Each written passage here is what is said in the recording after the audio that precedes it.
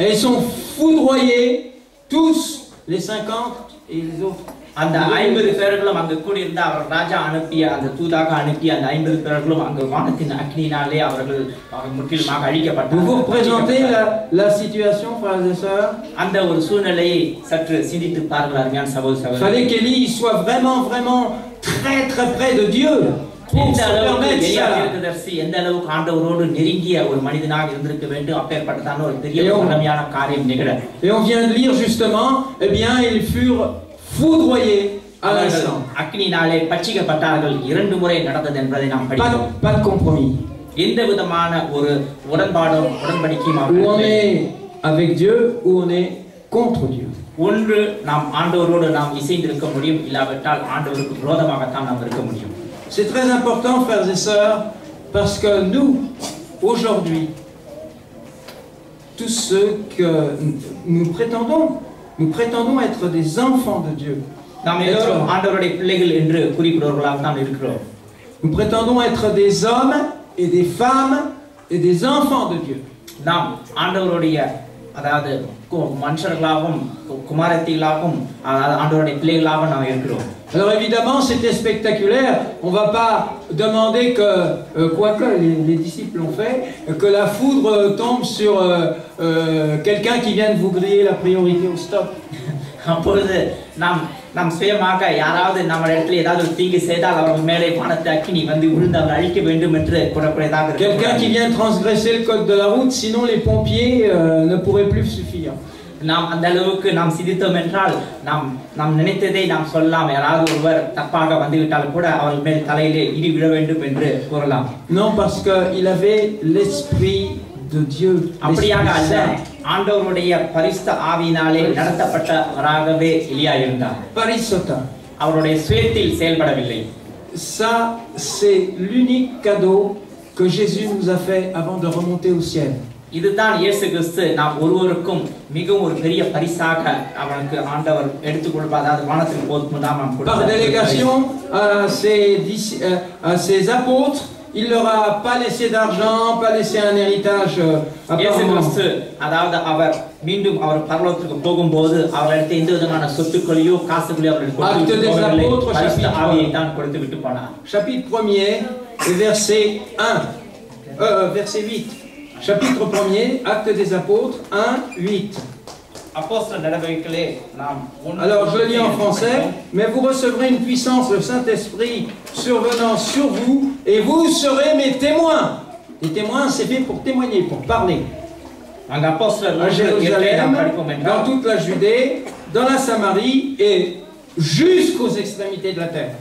அங்க என்ன கூறப்பட்டிருக்கின்றா அப்போஸ்தலர் 1:8 நாம் படிப்போம் என்றால், பரிசுத்தாவி உங்களிடத்தில் வரும்போது நீங்கள் பலனடைந்து எருசலேமிலும் யூதேயா முழுவதிலும் சமாரியாவிலும் பூமியின் கடைசி பரிந்தியவும் எனக்கு சாட்சிகளாய் இருப்பீர்கள் என்றார். Et après cela, Jésus fut enlevé au ciel. Et il est dit qu'il reviendra de la même manière dont il est parti. அங்க என்ன கூறப்படுகின்றார், அவர் எப்படியாக எடுத்துக்கொள்ளப்பட்டாரோ அதே வண்ணமாகவே மீண்டும் திரும்பி வருவார் என்று அங்கு கூறப்படுகிறது.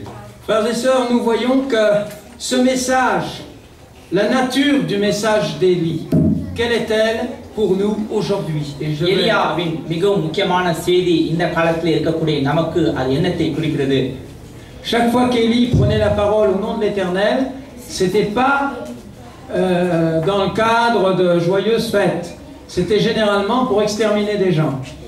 எலியா அவர் பேசும் ஒவ்வொரு வாய்ப்புகளிலும் சூழ்நிலைகளிலும் அவர் வார்த்தைகளை கூறத்தக்கதான செய்திகளை கூறவில்லை. மிகவும் எச்சரிப்பான காரியங்களையும் கூறத்தக்கதாகத்தான் அவர் சொன்ன ஒவ்வொரு செய்திகளும் இருந்தது. Alors la nature du message d'Élie, frères et sœurs, எலியா தீர்க்கதரிசியின் சொன்ன முக்கியமான அவருடைய செய்தியின் மைய கருத்து, eh bien, on peut en prendre une partie, une portion, ஒரு சிறிய பாகத்தை மாத்திரம் நாம் எடுத்தோம் என்றால், et nous reprenons le texte que nous avons lu tout à l'heure, Malachie. மல்கியாவிலே கூறப்பட்டிருக்கக்கூடிய இப்போது நாம் வாசித்த வசனத்தில் வரக்கூடிய செய்தி. Et au verset 6, il y a une curieuse manière de terminer l'Ancien Testament. இந்த பழைய ஏற்பாட்டை இந்த கடைசி அதாவது மல்கியா புத்தகத்திலே கடைசி வசனத்திலே முடிக்கக்கூடியது ஒரு வித்தியாசமான ஒரு சொல்லோடு அது முடிக்கப்படுகிறது. Au verset 6, donc je suis à Malachie 4, மல்கியா 6. 4:6 நாம் புதிய ஏற்பாட்டின் கடைசியாக வரக்கூடிய அந்த வசனத்தை நாம் படிப்போம்.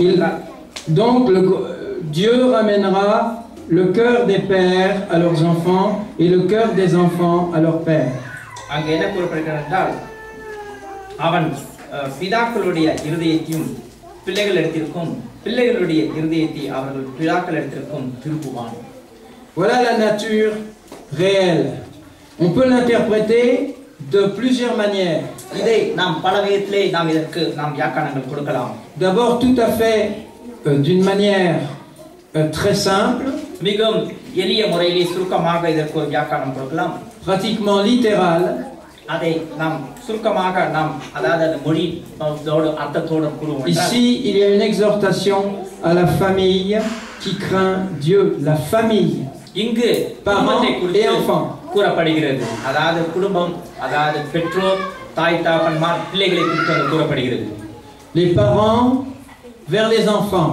அதாவது பெற்றோர் பிள்ளைகள் நோக்கியும், et les enfants vers les parents. பிள்ளைகள் பெற்றோரை நோக்கியும் உள்ள கூறப்படுகிறது. Ça c'est un niveau.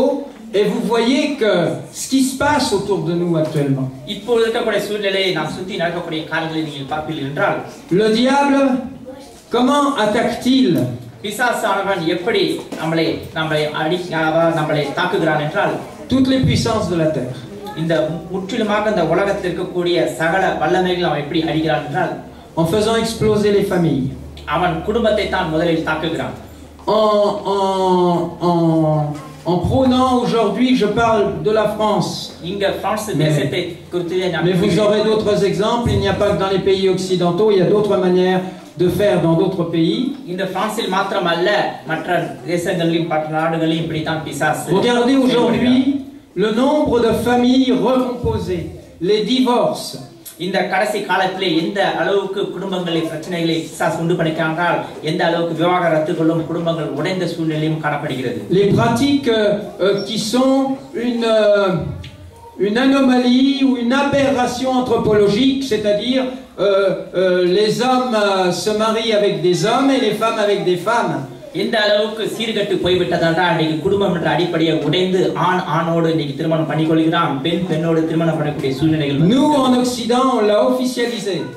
இங்கு ஐரோப்பிய தேசங்களிலே பல நாடுகளிலே அதை அங்கீகரித்து விட்டார்கள். Mais ça existe dans toutes les cultures. அது பல தேசங்களிலும் பல கலாச்சாரங்களிலும் வந்துவிட்டது.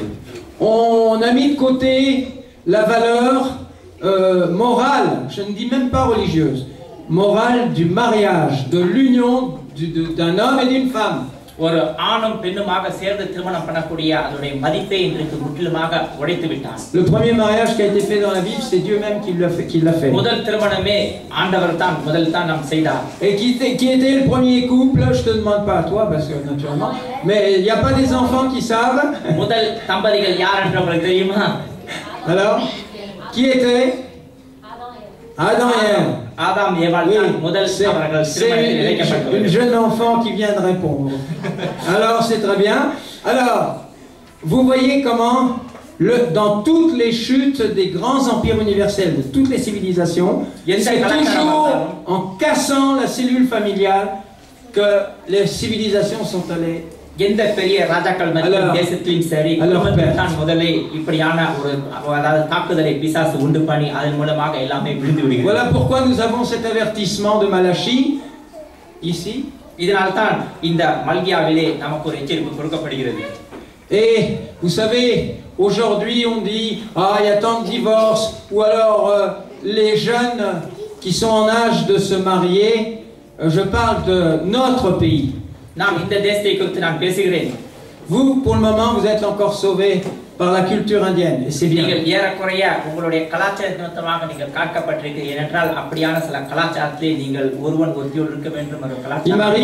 Il m'arrive parfois d'aller au supermarché, par nécessité, naturellement.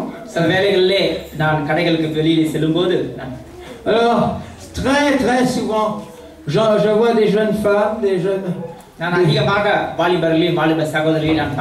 une vingtaine d'années, peut-être 30, qui parlent entre elles et qui disent je suis avec mon compagnon depuis 6 mois. அப்போது அவர்கள் அதிகமாக பேசிக் கொள்வார்கள். என்னுடைய நான் புதிய ஒரு துணையோடு நான் இருக்கிறேன் என்று ஆர்வாதம் ஆகிறது என்று கூறுவார்கள். Alors elles pensent qu'elles sont des héroïnes. அவர்கள் மிகவும் ஒரு பெரிய ஒரு வெற்றி கண்டது போல 6 மாதம் அவர்களோடு C'est les meilleurs du monde. அதாவது உலகத்திலே நடக்கக்கூடாத ஒரு பெரிய காரியத்தை. Alors et nous 47 ans de vie commune. ஏறக்குறைய 47 வருடங்களாக ஒரே மனைவியோடு ஒரு குடும்பமாக வாழ்ந்திருக்கு. Mais il faut les voir, hein, c'est un vrai prestige, hein. 6 mois, c'est fatidique, c'est une date, même pas une année. ஒரு வருடம் கூட அல்ல, ஒரு 6 மாதம் ஒரு சேர்ந்து வாழக்கூடியது எந்த அளவுக்கு இருந்தால் 40 வருடம் எப்படி இருக்கு? Je dis ça des jeunes femmes, mais il y a les garçons, les hommes, ils valent pas plus cher, hein. பெண்களுக்கு மாத்திரம் இல்ல, ஆண்களுக்கும் நான் இதை கூறுகிறேன். Tous les mots ne viennent pas seulement des femmes, une grande partie, d'accord, ma femme n'est pas là. அதேபோல ஆண்களுக்கு தான் இப்படியாக கூறுகிறார்கள். Mais il y a des hommes aussi, ah dis donc, je suis avec ma copine, parce qu'on dit même pas ma compagne, parce que ça fait trop vieux. மனைவி என்று கூட கூறாமல் என்னுடைய துணைவி என்று pas ma camarade non plus. Je suis avec ma copine, ça fait déjà 6 mois, imagine-toi. 6 மாதமாக நான் அவளோடு இருக்கிறேன் என்று பெருமையாக கூறிக்கொள்கிறார்கள். Avec toutes les copines qui traînent par là, dis donc. அங்க copine என்று கூறிக்கொண்டு இவர்கள் பார்த்து கொண்டிருக்கிறார்கள். Le mot n'existe pas en tamoul, copine. Mais vous le comprenez bien. Il a mal traduit là. Bon, frère. Nambi. Tori என்று சொல்றாங்க. Tori Nambi. Bon, ça fait rien. La leçon de tamoul, ça sera pour plus tard. Ce qu'il faut penser, frères et sœurs, et je suis heureux d'être parmi vous. நான் உங்கள் மத்தியிலே இருக்கிறதை குறித்து மிகவும் நான் மகிழ்ச்சி அடைகிறேன். Parce que grâce à Dieu, d'une manière générale, vous n'êtes pas contaminé encore. இன்னும் அப்பேற்பட்டதான இங்கு நடக்கக்கூடிய ஐரோப்பா தேசத்தில் நடக்கக்கூடிய அருவருப்புகள் உங்களை வந்து தாக்கவில்லை. Et vous savez quelle en est la raison? இதெல்லாத்துக்கும் காரணம் என்ன என்பது உங்களுக்கு தெரியுமா? Je vais vous le dire. நான் உங்களுக்கு அந்த காரணத்தை கூறுகிறேன். C'est une raison sociologique, anthropologique. அந்த காரணம் என்றால் நம் சமுதாயத்தில் நடக்கக்கூடிய பிரச்சனை et culturelle. அதே நேரத்தில் ஒரு கலாச்சார பிரச்சனையும் கூட. Parce que vous vous mariez entre vous. ஏனென்றால் நீங்கள் உங்களுக்குள்ளேயே நீங்கள் திருமணம் பண்ணிக் கொள்கிறீர்கள். En principe, on voit rarement des tamouls qui sont, si ça commence à venir, parce que ici vous êtes contaminés, pas vous, mais certains. இங்கு சில தமிழர்கள் அப்படியான சில அந்த கலாச்சாரத்தை கெடுத்து விட்டு சில காரியங்களிலே அவர்கள் விழுந்திருக்கிறார்கள். Moi je prie pour vous pour que vous mainteniez cette chose-là. C'est par là que Satan, நான் உங்களிடத்தில் வேண்டிக் கொள்கிறேன். C'est par là que Satan va faire. இதன் மூலமா தான் பிசாசு உள்ளே புகுந்து குடும்பங்களை உடைக்கிறான். C'est par ce moyen-là que Satan, eh bien, ne veut pas que nous obéissions au commandement de Dieu et que nous gardons la foi de Jésus. இதன் மூலமாக தான் ஆண்டவர் மேல் நாம் இருக்கக்கூடிய பற்றுதலையும் விசுவாசத்தையும் பிசாசு உடைக்கப்படுகிறான். En résumé, je dirais une seule chose. நான் சுருக்கமாக என்ன ஒரு காரியத்தை உங்களிடத்தில் கூற இருக்கிறேன் என்றால், le message d'Élie, எலியாவின் செய்தியாகப்பட்டது, que aujourd'hui nous hommes et femmes et enfants de Dieu avons à divulguer, நாம் சகோதரிகள் நாம் என்ன அதிலிருந்து எலியாவின் செய்தியிலிருந்து நாம் என்னத்தை நாம் கூற வேண்டும் என்றால் எடுத்துக்கொள்ள வேண்டும் என்றால், est un message qui ne doit faire aucun compromis avec les commandements de Dieu. நாம் ஆண்டவருடைய கற்பனையோடு எந்த விதமான ஒரு ஒப்பரவையும் அந்நியர்களோடு அதாவது உலகத்தோடு செய்ய முடியாது. Et ça c'est très important de nous en souvenir et de nous réconforter avec ce message. இந்த செய்தியை நீங்கள் வைத்துக் கொண்டு உங்களை திடப்படுத்திக் கொள்ளுங்கள். Dieu aura le dernier mot. ஆண்டவரிடத்திலே கடைசி வார்த்தை உண்டு. Que Dieu nous aide les uns et les autres, nos familles, nos parents, nos amis, etc. ஆண்டவர் நமக்கு உதவியாக இருந்து நம் குடும்பத்தார் apporter ce message sans compromis. எந்த விதமான ஒரு ஒப்புரவும் எந்த விதமான ஒரு காரியத்தை உலகத்தோடு நாம் ஒத்து போகாமல் நாம் ஆண்டவருடைய கற்பனைக்கு மாத்திரம் கீழ்ப்படியவர்களாக இருக்க வேண்டும். Les commandements de Dieu et la foi de Jésus.